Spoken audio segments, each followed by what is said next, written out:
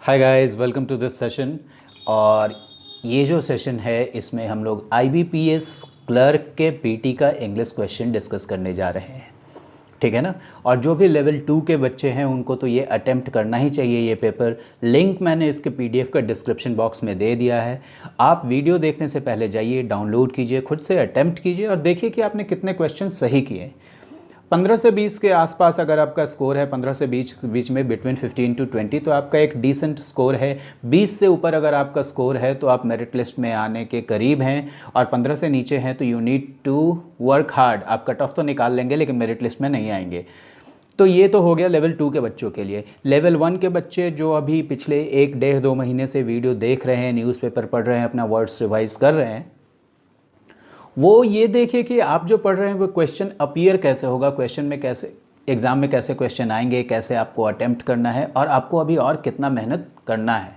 Alright, so let me go ahead and let me start this session. और मैंने आपको बताया है कि बैंक के एग्ज़ाम में, खास करके पीटी या मेंस किसी भी एग्ज़ाम में, अगर जो कॉम्प्रहेंसन का सेक्शन आप पढ़ के सोचते हैं कि हम सॉल्व कर लेंगे तो आप वहीं पे आउट ऑफ द रेस हो जाएंगे, क्योंकि ये इतना बड़ा है कॉम्प्रहेंशन का सेक्शन। मैं आपको ज़रा दिखा दूँ यहाँ पे कि आप देखो, ये जो पहला ही क्वेश्चन है ये कॉम्प्रहेंशन का है और ये यहाँ से शुरू होता है।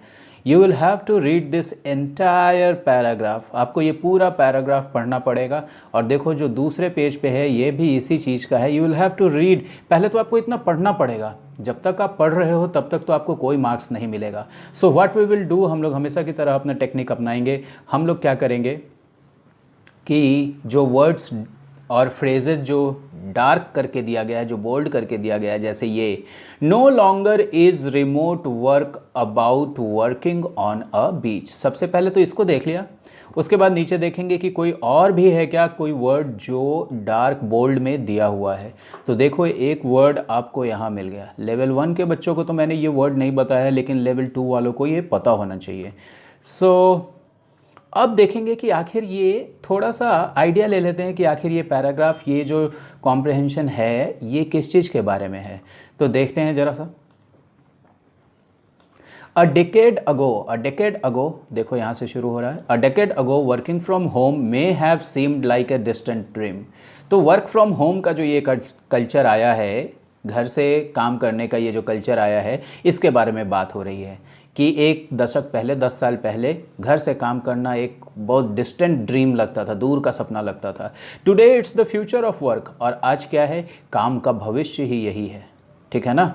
With millennials driving the workforce behind this shift. Millennials मतलब मिलेनियल्स 1990 के बाद जो पैदा हुए हैं, या शायद 2000 वालों को भी, हाँ 1990 के बाद, 2000 के बाद, ऐसे लोगों को मिलेनियल्स कहा जा रहा है। आप लोग जो है मिलेनियल्स हैं।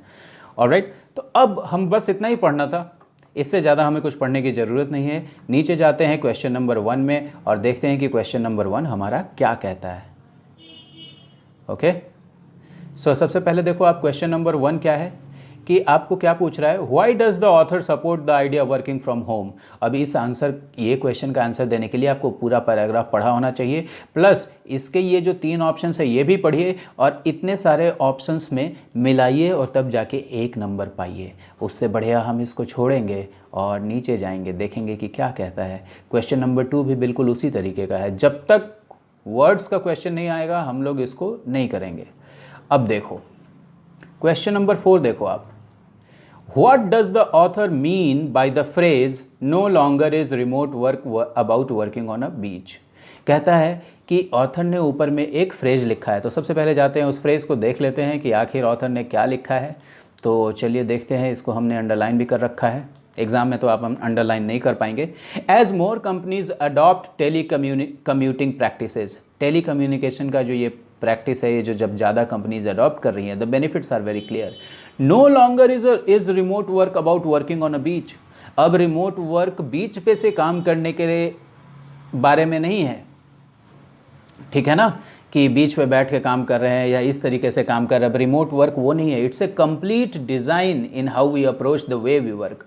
तो पूरा ही सोच हो गया है। पहले लोग वर्क फ्रॉम होम या इस तरह की चीज़ को थोड़ा छुट्टी टाइप का चीज़ समझ लेते थे, तो ये वही चीज़ बोल रहा है। अब देखो, what does the author mean, मैं थोड़ा सा इसको ऊपर कर लेता हूँ।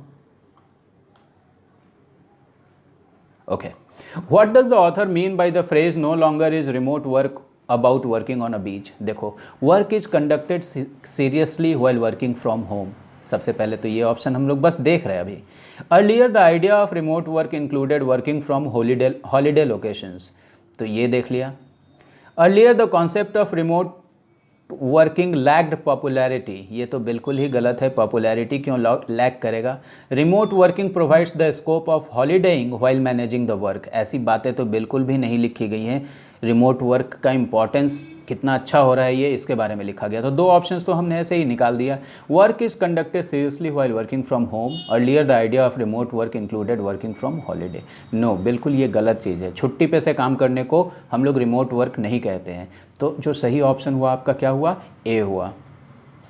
Okay, and let us move to question number 5। और क्वेश्चन नंबर 5 में देखिए, which of the following is the most similar in meaning to the given word? Optimise हमारा गिवन वर्ड है, और ऑप्टिमाइज का मतलब मैंने लेवल 2 के बच्चों को तो डेफिनेटली बताया है। तो अब सबसे पहले देखो क्या क्या है। मलाइन, मलाइन, एलिमिनेट, ये दोनों तो पहले ही हम इसको हटा देंगे। उसके बाद बच गया अप्रूव और एक्यूरेट।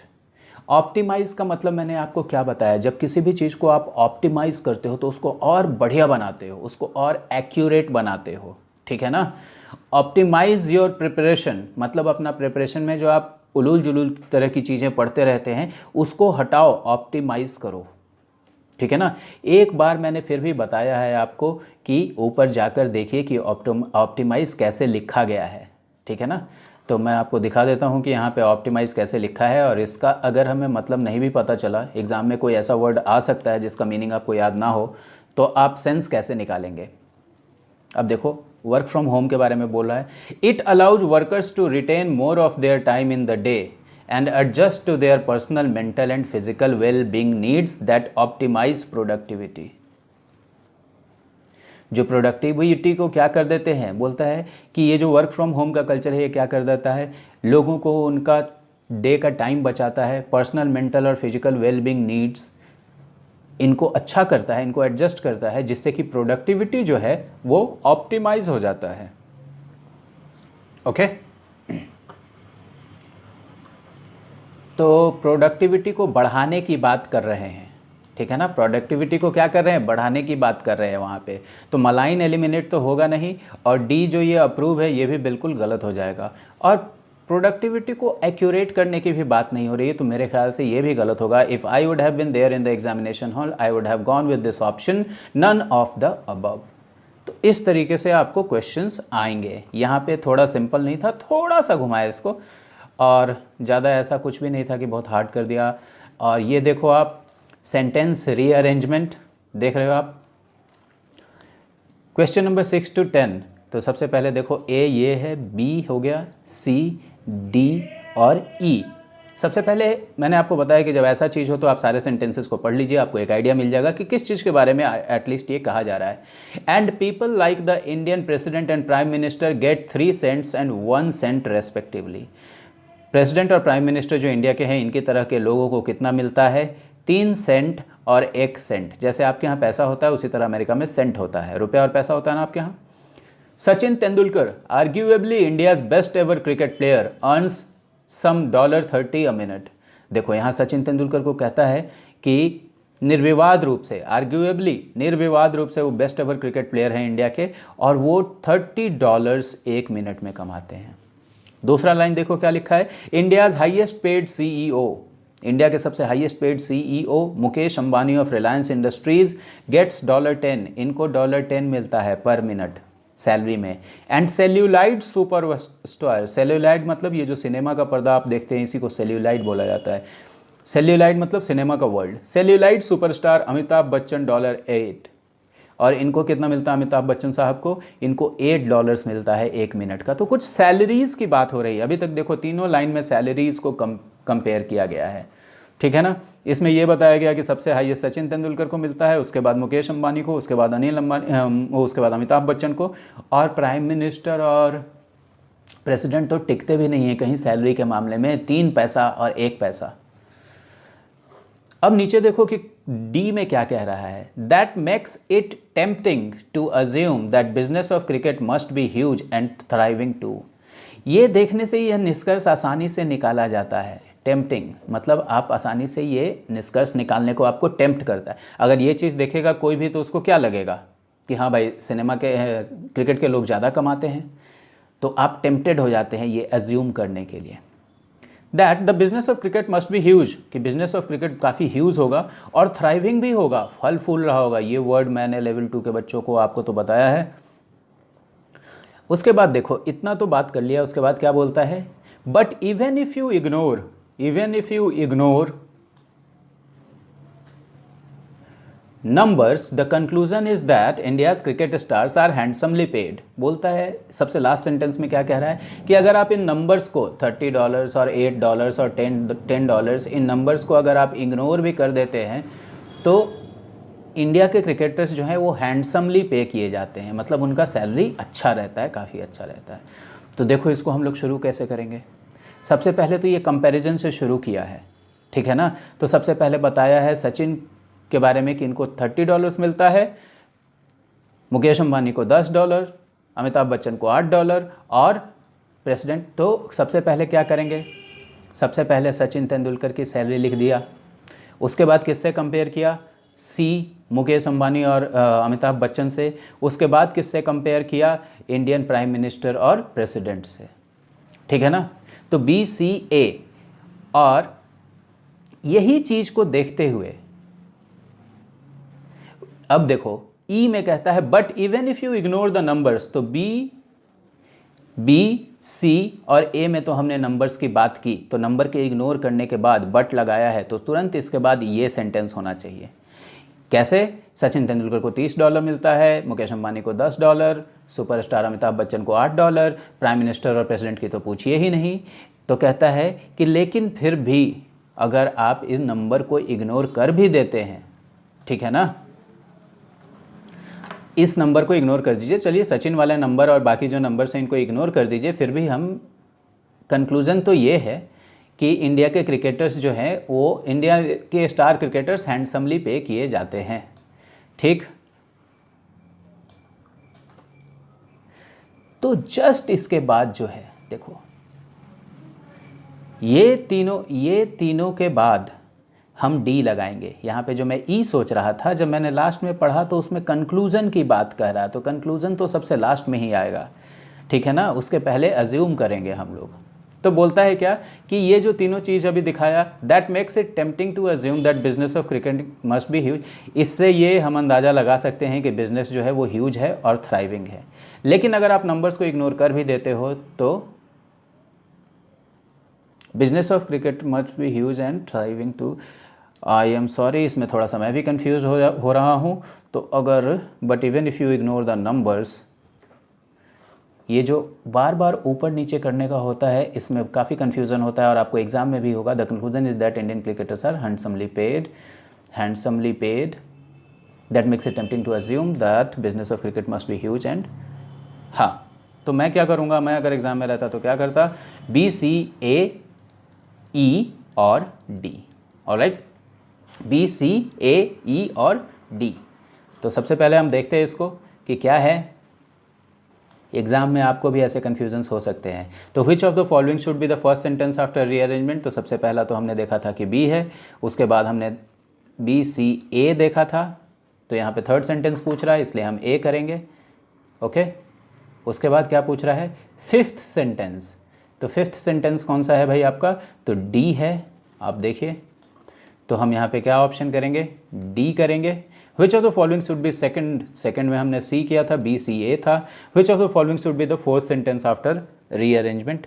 तो आपने सारा कुछ कर दिया है, तो अब आप यहाँ पे ई करेंगे, alright. So that was it, ये तो सेंटेंस रीअरेंजमेंट हो गया। अब आप देखो कि ये जो 11 नंबर से क्वेश्चन शुरू हो रहा है, 11 से शुरू हो रहा है, इसमें एक चीज़ आपको डार्क में दिया गया है, और ये जो सारे क्वेश्चंस हैं ये फ्रेजल वर्ब्स के हैं। किस चीज़ के हैं, फ्रेजल वर्ब्स के। इसीलिए मैं आपको बोलता हूँ कि वर्ड्स के वीडियो देखते रहिए और फ्रेजल वर्ब्स सीखते रहिए। The government has proposed changes in planning laws to ensure that nature conservation agencies and planning authorities allow of the directives। ठीक है, जो लेवल 1 के बच्चों के लिए उनके लिए तो थोड़ा लंबा सेंटेंस हो जाएगा, लेकिन लेवल 2 वालों को समझ में आ जाना चाहिए कि गवर्नमेंट ने ये प्रपोज किया है प्लानिंग लॉज में चेंजेज, किस चीज़ के लिए, किसी चीज़ को सुनिश्चित करने के लिए। यह सुनिश्चित करने के लिए कि जो नेचर कंजर्वेशन के एजेंसीज़ हैं, डिपार्टमेंट्स हैं, और जो प्लानिंग अथॉरिटीज़ हैं, वो क्या करें, डायरेक्टिव से अबाइड बाई करें, मतलब उनको फॉलो करें, है ना। इजी क्वेश्चन था। अब हम लोग चलते हैं क्वेश्चन नंबर 12 पे, देखते हैं कि क्या है इसमें। तो देखो, ओडेसस एक आदमी का नाम था जो ग्रीक में रहता था, काफ़ी फेमस थे ये, पता नहीं हो सकता वहाँ का राजा होगा या सेनापति होगा, I don't know, but he is a Greek man. Odysseus thought that it was still possible that Greek army could muscle in the crisis in the war. कहता है ओडेसस ये सोचता था कि अभी भी ये पॉसिबल था कि ग्रीक आर्मी क्या कर सकती थी, ये जो वार में जो संकट आ गया था इससे पार पा सकती थी, मतलब इससे निपट सकती थी, इससे किसी तरह बाहर आ सकती थी। ठीक है ना। तो इन क्यों जाएंगे, बाहर आना है तो इन क्यों जाएंगे, मसल इनटू तो हम ऐसे ही काट दिया, मसल आउट भी काटेंगे, मडल थ्रू। मडल आपको मैंने बताया था ना, जब कीचड़ दलदल टाइप का इलाका हो जाता है तो उसको मडल कहते हैं, और जब किसी मुसीबतों के बीच से आप निकल जाते हैं तो आप मडल थ्रू करते हैं। तो ये चीज़ मैंने आपको मडल तो बताया है लेकिन मडल थ्रू नहीं बताया है, तो हो सकता है एग्ज़ाम में आप ये अगर आपको पता हो तभी बना पाएंगे। अभी आप देखो question number 13, by the end of this year California will completely book in from its 5 year long recession. अब लेवल 1 के बच्चों को रिसेशन मैंने शायद नहीं बताया है, लेकिन रिसेशन का मतलब लेवल 2 के बच्चों को पता है। तो आप देखो ये क्या है कि इस साल के अंत तक कैलिफोर्निया कम्प्लीटली कुछ हो जाएगा, बुक इन होगा या क्या होगा ये हमको नहीं पता, किस चीज़ से, अपने 5 साल के लंबे मंदी से। तो कैलिफोर्निया क्या करेगा, बाउंस इनटू करेगा। बाउंस इनटू कहीं देखा है आपने, बाउंस बैक करेगा, समझ गए ना, उबर जाएगा। आपको मैंने बताया ना बाउंस बैक करने का मतलब क्या होता है, बॉक्स इन और बॉक्स अप तो बिल्कुल ही गलत है। तो कैलिफोर्निया इस बार 5 साल की मंदी से उबर जाएगा, बाउंस बैक कर जाएगा। क्या आपको ये याद था बाउंस बैक? चलो क्वेश्चन नंबर 14 देखते हैं। The book was libellous. अब आपको क्या करना है, एग्जाम में तो आपको लाइबलस का मतलब समझ में नहीं आएगा क्योंकि वहाँ पे डिक्शनरी भी नहीं है, लेकिन आज आपको लाइबलस का मतलब खोज के देख लेना है, क्योंकि अगले दिन ये एंटोनिम सिनोनिम में आ सकता है, फिल इन द ब्लैंक्स में आ सकता है। The book was libellous so the publishers had to call upon all copies of it from the book shops. देखो फ्रॉम द बुक शॉप्स मतलब बुक शॉप से जो पब्लिशर्स थे उन्होंने सारी कॉपीज़ को मंगा ली, ठीक है ना। और इसका होगा कॉल फोर्थ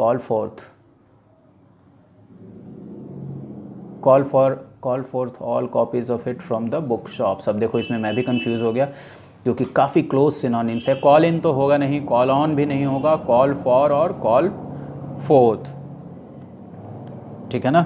तो कॉल फोर्थ मेरे ख्याल से इसको करना चाहिए। चलो अगर एग्ज़ाम में ये आता तो मैं इसको छोड़ता, बाद में आकर देखता। अगर आप इसको बना सकते हैं तो आप इसको बनाइए, ठीक है। नीचे के क्वेश्चन में हम लोग देखेंगे नीचे में क्या लिखा है। क्वेश्चन नंबर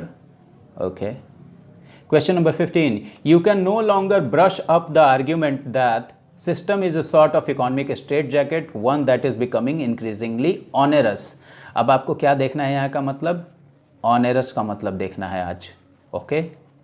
ये सारी चीज़ें अगर आप एक टेस्ट पेपर से नहीं सीखते हैं तो आपका प्रोग्रेस नहीं होगा। मैंने आपको बताया है कि टेस्ट देने के बाद टेस्ट पेपर पे काफ़ी टाइम देना पड़ता है।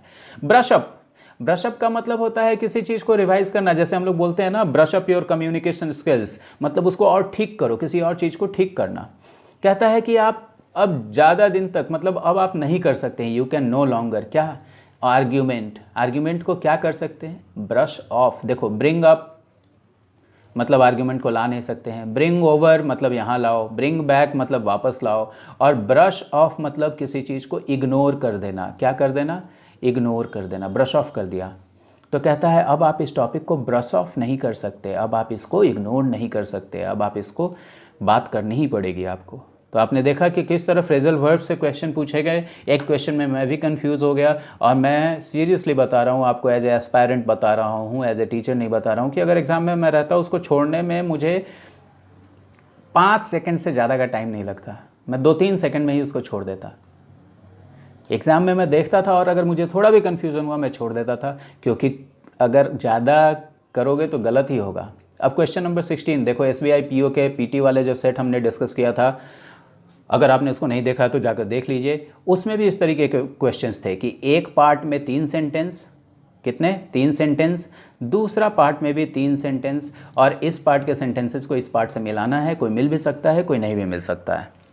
लेट अस गो टू, अब ये जो क्वेश्चंस हैं इन सारे के सारे बनने चाहिए। देयर, क्योंकि ये आपके सिर्फ अंडरस्टैंडिंग पे हैं। There seems to be no drop in the form, किसी के फॉर्म में ऐसा लग रहा है कि कोई गिरावट नहीं आया है। फॉर्म, अब किसका फॉर्म भाई, तो इसके बाद तो ऑफ लगना ही चाहिए।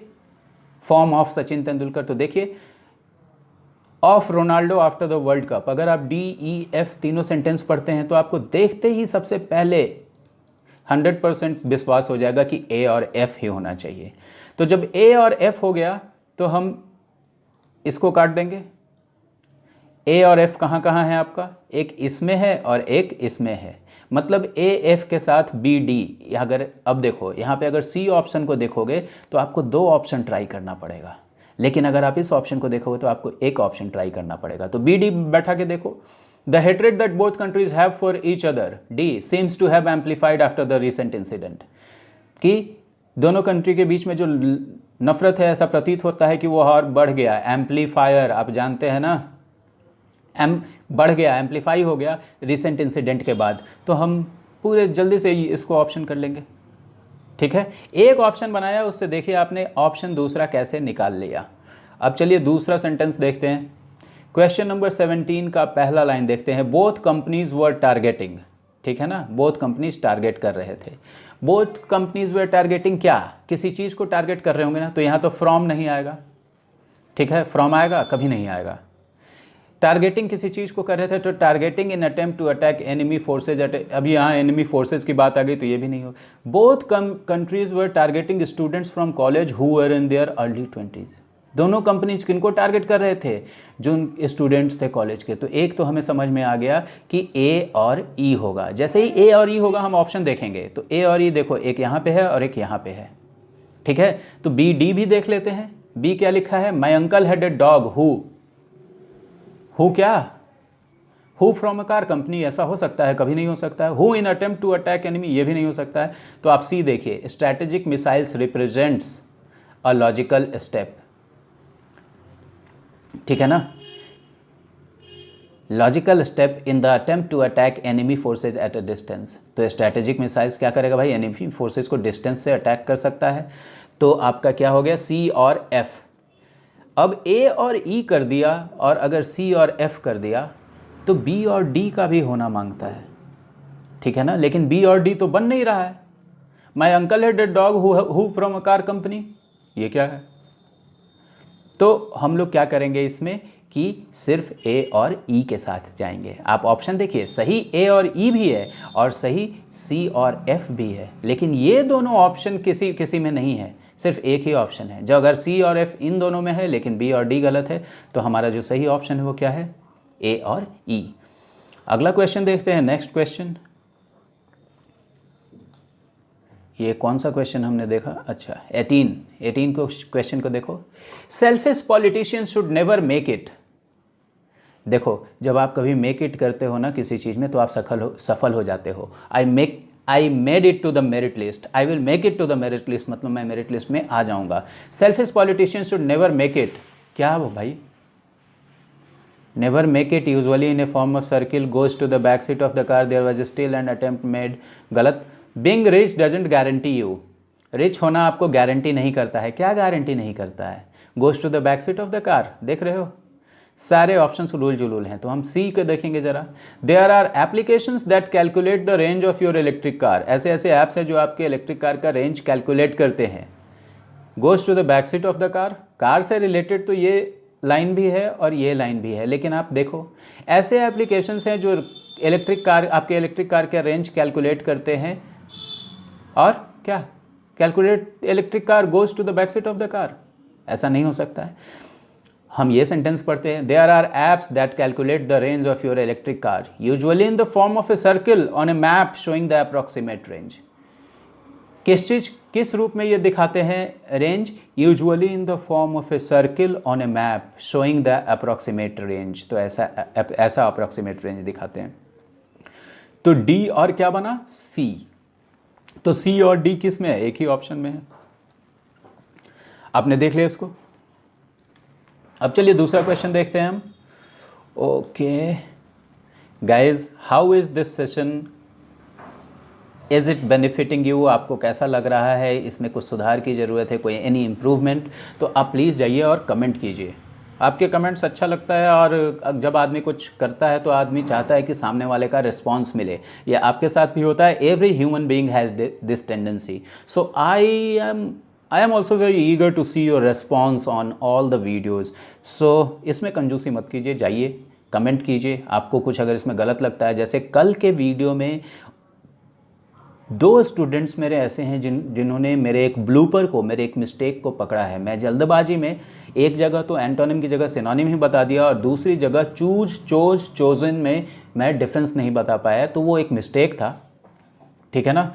तो आप उसमें, तो इस तरह की चीज़ें अगर आप भी पकड़ते हैं तो आप भी जाइए बताइए। 19 नंबर क्वेश्चन देखते हैं यहाँ पे। The entire experience of using electric. ठीक है भाई, इलेक्ट्रिक क्या? Electric of having to live with that. गलत हो गया ना ये? The entire experience of using electric someone needs to tell him. गलत। The entire experience of using electric mobility. Electric mobility, अभी हम लोग इलेक्ट्रिक कार्स के बारे में देख रहे थे। Electric mobility should be much more convincing.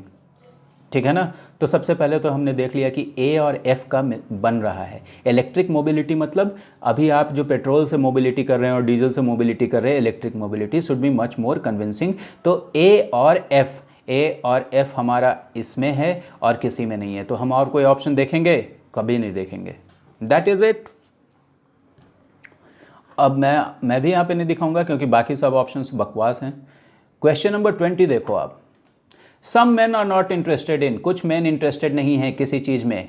Can be treated on par with. ये होगा जब इन लग गया तो इसके आगे का चीज़ बताना पड़ेगा हमको, किस चीज़ में इंटरेस्टेड नहीं है। E, playing football as they find it a risky sport. तो ये सही हो सकता है। Some man are not interested in playing football. देखो, playing football as they find it a risky sport.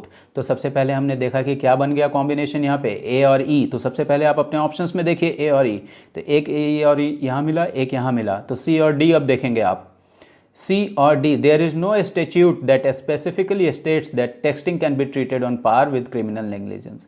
आपको शायद ये सेंटेंस पता नहीं समझ में आया या नहीं समझ में आया। स्टैट्यूट का मतलब लॉ, विधान। विधान बोलते हैं ना, कानून और विधान, तो हम बोल देते हैं आपको लॉ। स्टैट्यूटरी वार्निंग देखा है आपने सिगरेट के डब्बों पे? तो there is no statute that specifically states. ऐसा कोई कानून नहीं है, ऐसा कोई विधान नहीं है जो खास करके ये बताता है कि टेक्सटिंग, टेक्स्ट भेजना क्रिमिनल नेग्लिजेंस की तरह ट्रीट किया जाएगा, मतलब एक क्रिमिनल अपराध की तरह ट्रीट किया जाएगा। तो सी और डी भी सही है। So we will go with this option.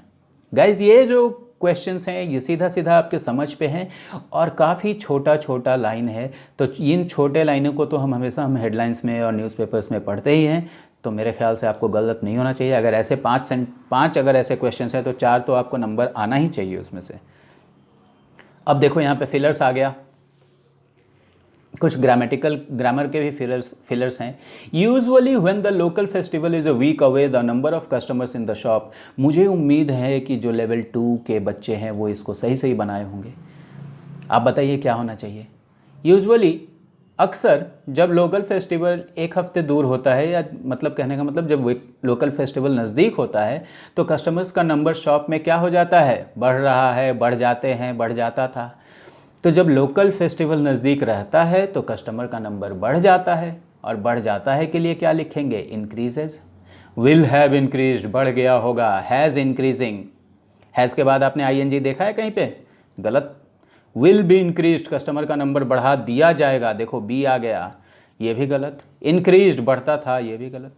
तो काफ़ी सिंपल क्वेश्चन था ये तो किसी का भी गलत नहीं होना चाहिए।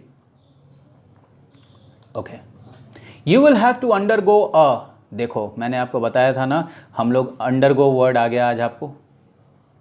जब हम लोग सर्जरी कराते हैं तो क्या करते हैं हम लोग, अंडरगो सर्जरी।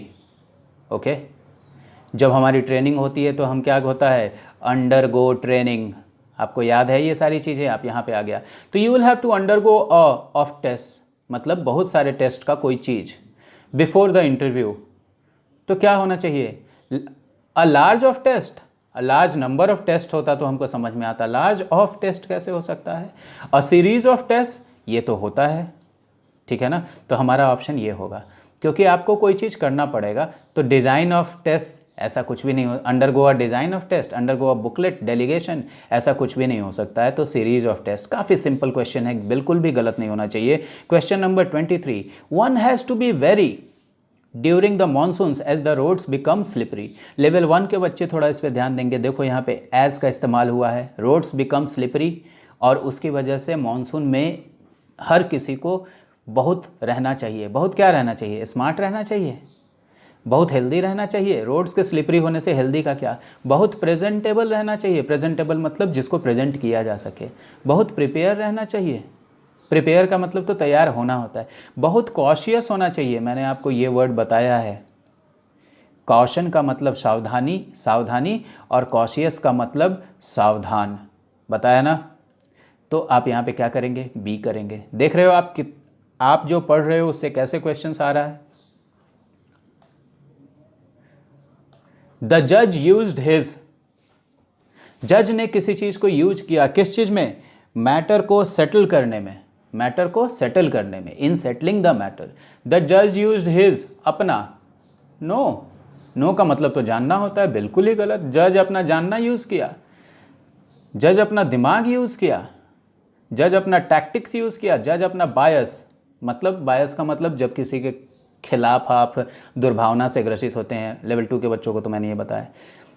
देखो कुछ लोगों को ये टैक्टिक्स अच्छा लगेगा, जज ने टैक्टिक्स यूज़ किया मैटर को सेटल करने में। कुछ लोगों को ब्रेन्स भी अच्छा लगेगा, जज ने अपना ब्रेन इस्तेमाल किया, ठीक है ना। लेकिन जो राइट वर्ड है वो है डिस्क्रेशन।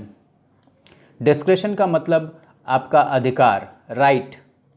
और मैंने लेवल 2 के बच्चों जिनको पॉलिटी पढ़ाया, याद कीजिए, discretionary powers of the president, मतलब प्रेसिडेंट के अधिकार वाले पावर। तो जज ने अपना डिस्क्रेशन यूज़ किया, अपना अधिकार यूज़ किया सेटल करने के लिए मैटर को।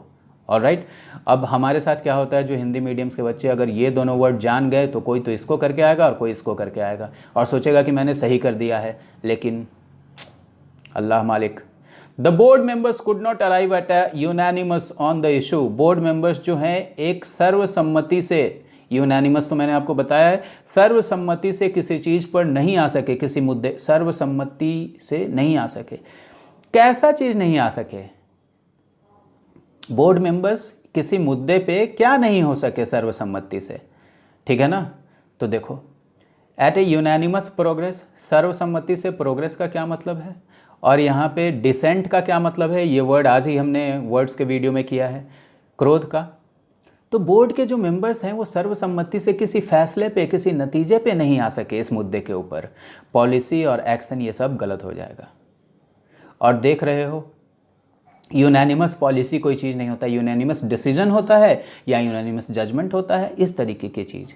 तो ये सारी चीज़ें पढ़ने के आदत के ऊपर है, इसमें ग्रामर का कोई भी रूल नहीं लगा है। अगर आप किसी मेरिट लिस्ट वाले बच्चे से पूछेंगे कि भाई आपने यूनानिमस के आगे पॉलिसी क्यों नहीं लगाया, वो आपको कुछ भी जवाब नहीं देगा, क्योंकि ये बेकार सवाल है, ठीक है ना। जैसे अच्छा मैं क्या, तो ऐसा ही लिखा जाता है, सभी को पता है कि यूनानिमस जजमेंट होगा और यूनानिमस पॉलिसी नहीं होता है। अब देखो आप यहाँ पे क्या लिखा है कि एक सेंटेंस में 4 वर्ड दिए गए हैं बोल्ड में, जिनमें स्पेलिंग मिस्टेक हो सकता है या ग्रामेटिकल एरर हो सकता है। चारों में से चारों सही होना चाहिए हमारा। मुझे उम्मीद है कि लेवल 2 वाले बच्चे जिन्होंने ये सॉल्व किया वो सब सारे सही किया होगा उन्होंने। द प्रोटैगनिस्ट, प्रोटैगनिस्ट मतलब जैसे देखो जिस हीरो के, जिस मेन पात्र के ऊपर कोई कहानी होता है, मेन कैरेक्टर के ऊपर जो कहानी होता है वही प्रोटैगनिस्ट कहलाता है। आप जाएंगे इस वर्ड को भी देखेंगे। हर दिन जो आप ये टेस्ट का पेपर देखते हैं इसमें से कुछ वर्ड्स सीखिए। The protagonist wanted to unearth the marvellous power which magnetized the needle and supervised 1,000 celestial observations. जो प्रोटैगनिस्ट था वो क्या करना चाहता था, किसी चीज़ को रिवील करना चाहता था, किसी चीज़ को अनअर्थ करना चाहता था, किसी भी चीज़ को उजागर करना चाहता था। किस चीज़ को? जो मार्वेलस पावर था, जो कि नीडल को मैग्नेटाइज किया था और सुपरवाइज करता था, सेलेसियल ऑब्जर्वेशंस। ये वर्ड लेवल 2 के बच्चों को दिख गया? गलत। वो जो वर्ड है वो क्या है? सेलेस्टियल। और मैंने आपको बताया है कि सेलेस्टियल का मतलब अंतरिक्ष से related. Celestial bodies, the planets, the stars, these are celestial bodies. तो सेलेस्टियल ऑब्जर्वेशंस को सुपरवाइज करता था। समझ में आ गया आपको? आपका ज्योग्राफी का पढ़ा हुआ वर्ड कैसे आया है यहाँ पे इंग्लिश में? अब आप देखो question number 27। We can ensure more business investment in the region if we have laws which guarantee property rights. हम लोग ज़्यादा बिजनेस इन्वेस्टमेंट इस क्षेत्र में इंश्योर सुनिश्चित कर सकते हैं अगर हमारे पास लॉ हो जो गारंटी करे प्रॉपर्टी के अधिकार। और अधिकार के लिए ये नहीं, ये तो राइट्स एंड रिचुअल्स वाला लिख दिया, ये तो संस्कार वाला लिख दिया। तो आपको यहाँ पे क्या होना चाहिए था? RIGHTS। काफ़ी सिंपल सेंटेंस। आपको बस एक ऐसे क्वेश्चंस ना बनाने की आदत हो जाती है और पढ़ने का आदत होता है तो ये बहुत जल्दी बन जाते हैं। Unless more information is collected, the police will not reveal the details of the altercation between the arresting officer and the suspect. जब तक कि ज़्यादा इन्फॉर्मेशन नहीं कलेक्ट किया जाता है, पुलिस जो है उजागर नहीं करेगी। अल्टरक्यूशन लिखा है ये वर्ड भी मैंने आपको बताया है कि अल्टरकेशन होता है। अल्टरकेशन का मतलब कोई विवाद, कोई झगड़ा। जिन भी लेवल 2 के बच्चों को ये वर्ड याद है, please go ahead and right A yes in the comment box. लिखो यस फॉर अल्टरकेशन।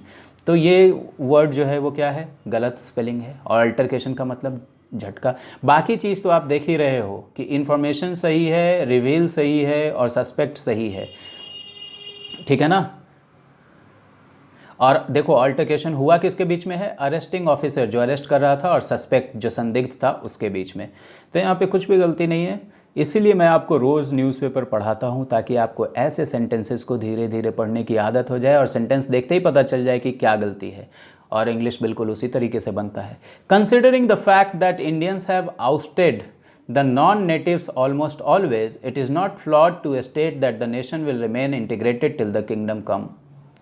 अब देखो इसमें ये कहता है कि इस फैक्ट को ध्यान में रखते हुए कि भारतीयों ने नॉन नेटिव्स को, मतलब जो यहाँ के मूल निवासी नहीं है, उनको हमेशा बाहर धकेला है, हमेशा बाहर निकाला है, करीब करीब हर बार। यह गलत नहीं होगा यह कहना कि nation will remain integrated, nation integrated रहेगा टिल द किंगडम कम। अब यहाँ पे देखो जो फोर्थ ऑप्शन है ये कहीं लिखा ही नहीं है, तो मेरे ख्याल से शायद इसको टाइप करने में कोई इनके साथ एरर हो गया है। Let us move to question number 30। Last question है, देखते हैं कि क्या होता है। He was famous not only for his interest in schemes for the elevation of poverty in Moscow, but also as the founder of new churches and monasteries। ठीक है ना? वह सिर्फ इसीलिए फेमस नहीं था क्योंकि उसके ऐसे स्कीम्स में उसका इंटरेस्ट था जो पॉवर्टी को मॉस्को में हटा सके।